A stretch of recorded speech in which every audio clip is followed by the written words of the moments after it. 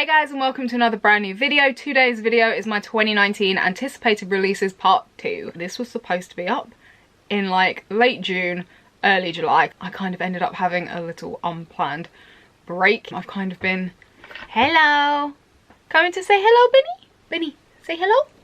But yeah, it was kind of a combination of how hot it's been here because I didn't really want to sit in front of the, thank you, in front of my lights while I'm filming, and you know, I've kind of been struggling to film videos lately, and so I just, you know, haven't been filming. And yes, hello. But I also didn't really want to cut this video because there's a lot of books coming out that I'm really excited about and that I want to talk to you guys about and get you guys excited about too. So here we are. We're late, but we're here. Benny got too hot, so bye-bye, Benny. This video is all about the new releases that are coming out from July to December that I'm excited about, and I think you guys will enjoy and be excited about too. First up is Spin the Dawn by Elizabeth Lim. This one is already out. This is described as Project Runway meets Mulan. It is steeped in Chinese culture with a forbidden romance and magic, and it basically sounds like it is right up my street. We have a young girl posing as a boy to compete for the role of Imperial Tailor, taking the place of her ailing father in order to try and achieve her dreams. The consequences, if she's found out,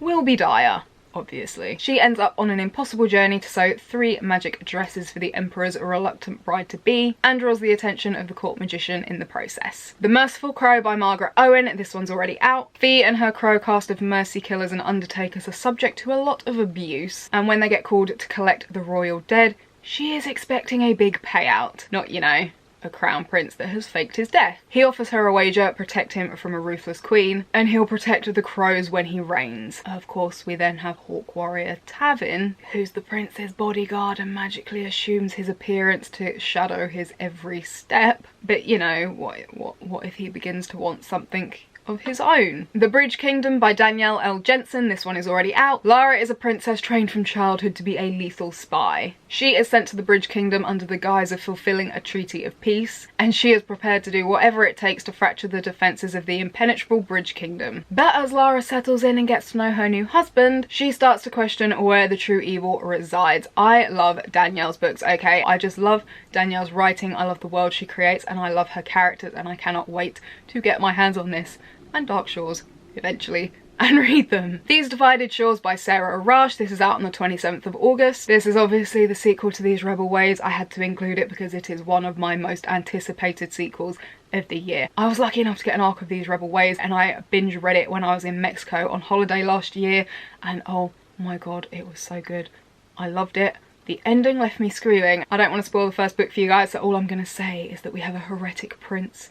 We have a child soldier adjusting to life now that the war is over. We have a missing diplomat, and you know, poor old Vex being accused of taking him when he's done no such thing. And speaking of Vex, he is our pirate, although they are called stream raiders in this book, and they basically pirate magical plants on this particular island. It's a lot of fun. It's such a great read. If you haven't picked up These Rebel Waves, I literally urge you to do it now. You literally can scream at the ending and then open the sequel without having to wait months agonising over what's going to happen next. Sarah does this to me every damn time.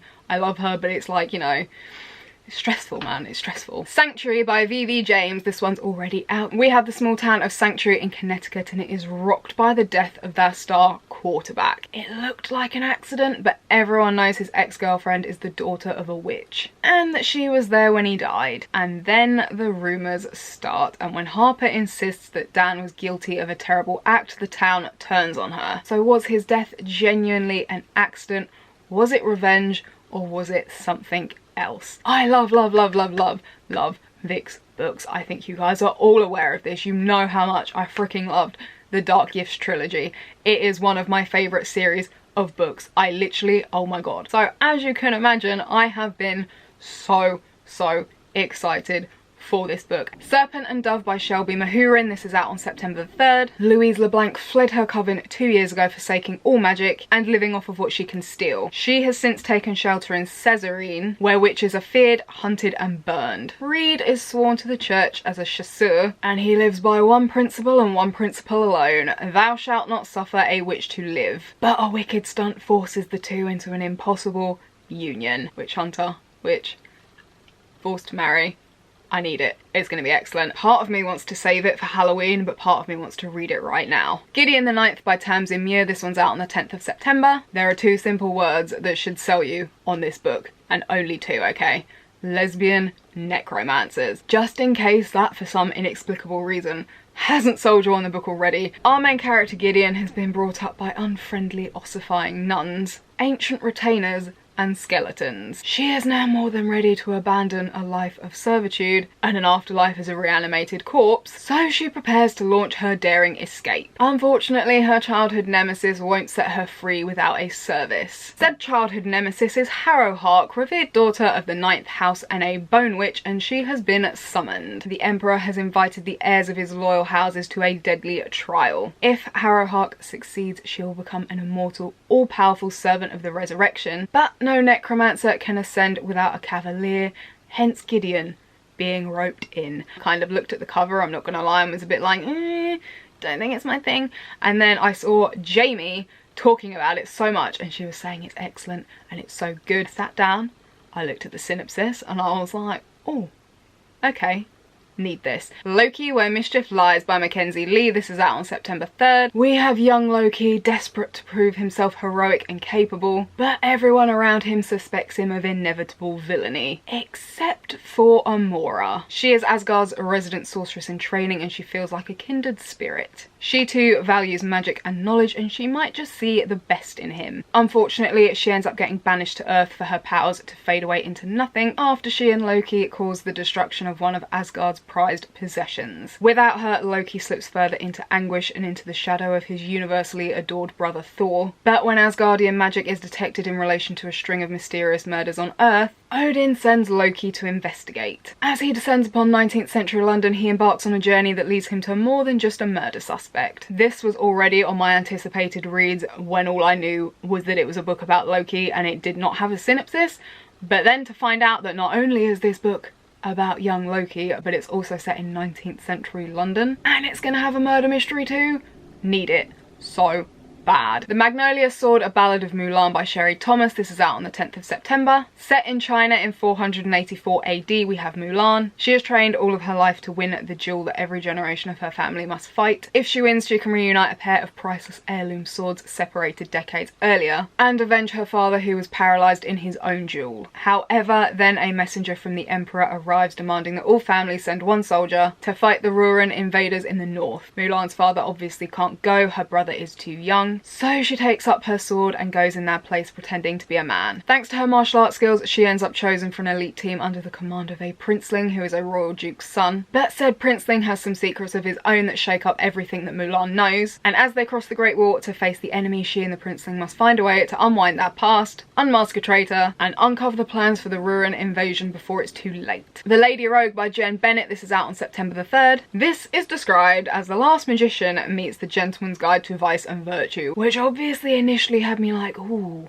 Theodora is our main character. She has always wanted to travel with her treasure hunting father. She's read all the books, she has all the knowledge, the only thing she doesn't have is her father's permission. You know who does have his permission? Her father's protege and the old love of her life, Huck. She is left alone to sit in our hotel in Istanbul until Huck returns from an expedition minus her father and enlists her help in rescuing him. Armed with her father's travel journal, they learn that her father has been digging up information on the legendary and magical ring that once belonged to Vlad the Impaler, and it might be the key to saving him. They journey into Romania on the hunt for it, but they are not the only ones after it. There is a secretive and dangerous occult society with links to Vlad who are after it too. Honestly, this book sounds right up my street. There is no part of that synopsis that does not appeal to me. Kingdom of Souls by Irina Barron. This is out on September the 3rd. September the 3rd is going to be a really busy day in publishing. We have Ara. She is born into a powerful family of witch doctors. Ara yearns for magic of her own, but each year she fails to call forth her ancestral powers, while her ambitious mother watches with growing disapproval. There is, however, one thing that Ara hasn't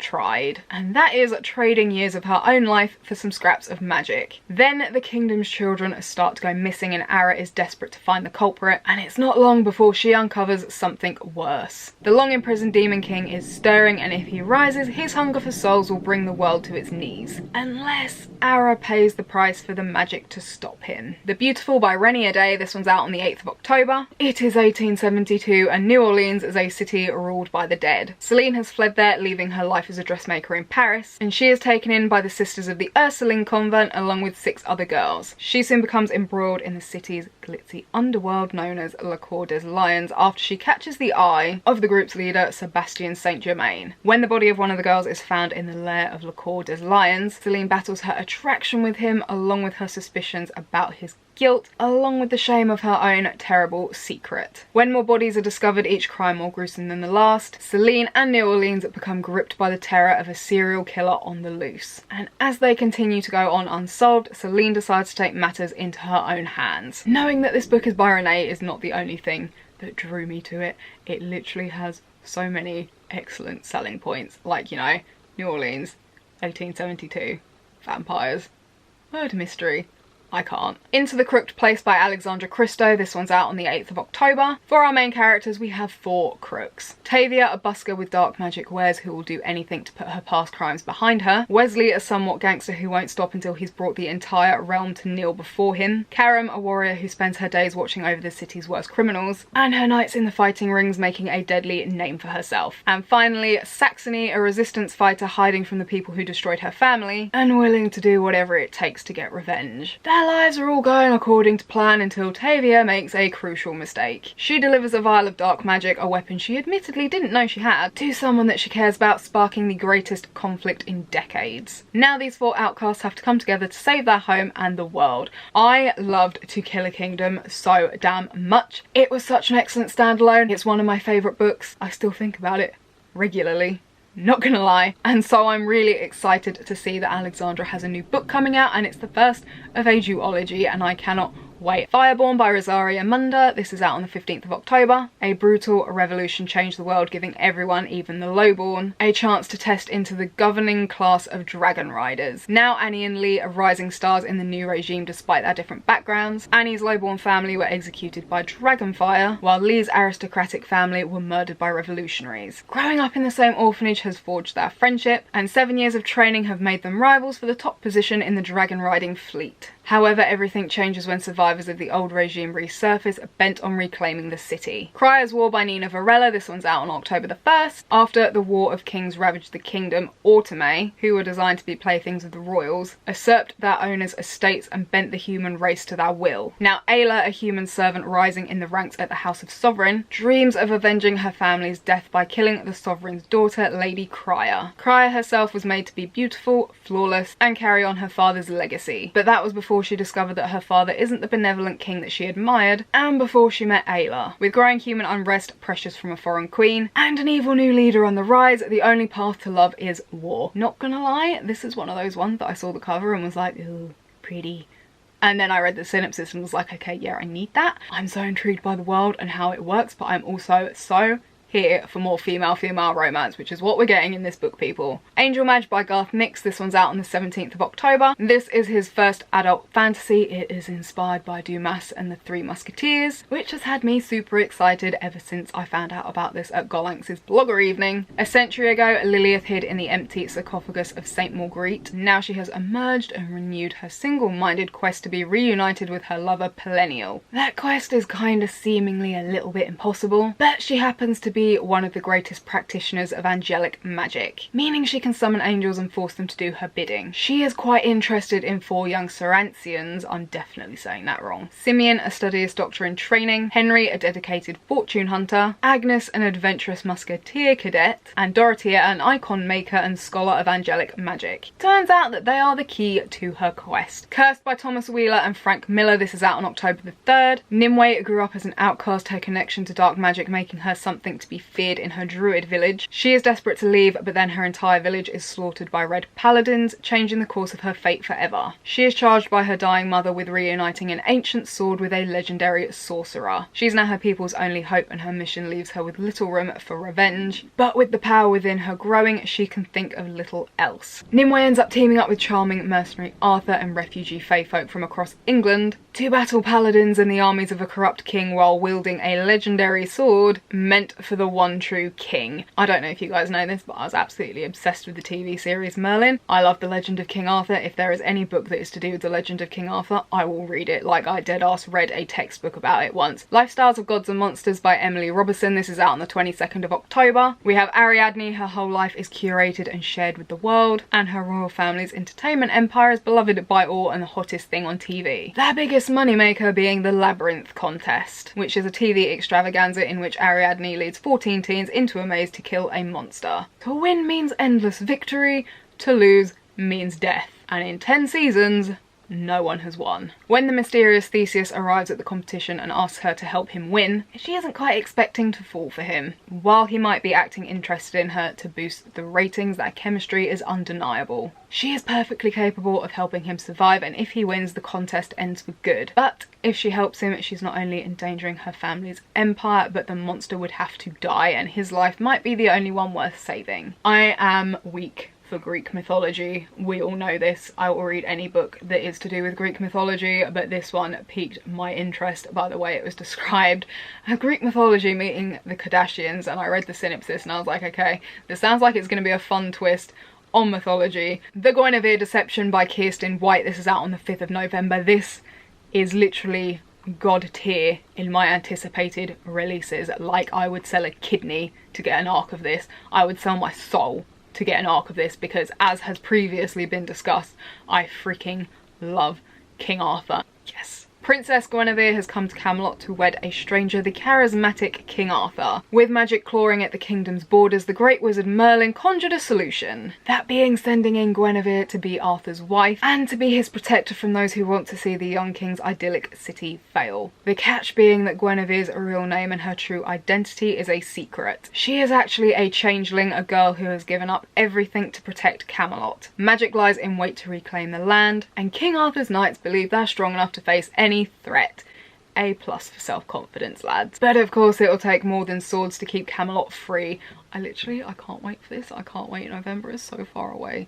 Why? The Crown of Oblivion by Julie Eschbar. This is out on the 12th of November. Astrid is the surrogate of Princess Renya, meaning she gets the physical punishment whenever Renya steps out of line. She has no choice in the matter because her family are outsiders, who are the lower class of people without magic and therefore without citizenship. However, there is a way out of this life, which is to compete in the deadly race of Oblivion. In order to enter, an outsider is given the drug Oblivion, which basically completely wipes their memory clear of that past, and so they enter into a world with absolutely nothing to help them except a slip of paper with their name on and the first clue. Of course, it's not quite as simple as just solving a puzzle, and for the majority of the contestants the race ends in death. But our main character Astrid is quite desperate to prevail. I have been super excited for this book for a while, and I was lucky enough to get to join the street team, which I'm super excited about because it means I can shout at all of you to read it. The Evil Queen by Gina Showalter. This is out on the 28th of November. In the realm of Enchantia, creatures of legend still exist. Magic is the norm and fairy tales are real. Except they aren't based on the myths and legends of the past, they are prophecies of the future. Raised in the mortal realm, Everly has no idea that she is a real life fairy tale princess. That is until she manifests the ability to commune with mirrors. But soon a horrifying truth is revealed, that truth being that she is destined to be Snow White's greatest enemy, the Evil Queen. I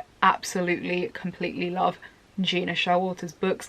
Alice in Zombieland is one of my absolute favourite series. She's so excellently twisted Alice in Wonderland and made it fit with modern times and with zombies. So to see that she is tackling the Evil Queen next has me super excited. I cannot wait to see how she's going to twist this. I can't wait to see how she's going to break my heart, because there's going to be a romance in it. And I can promise you guys that this is going to be an excellent retelling and an excellent take on Snow White and the Evil Queen. And And finally, Dangerous Alliance by Jenny K. Cohen. This one's out on the 3rd of December. We have Lady Victoria Aston, and she is a Jane Austen fangirl. She is more comfortable in breeches than in satin ball gowns. She doesn't really see the point in minding her manners in polite society, and she is much happier whiling away her time in the fields around her home. However, after a disgrace, in order to save her family's reputation and to stop them from becoming destitute, she has to marry. Unfortunately, mysterious accidents keep happening around her, and it would seem that someone is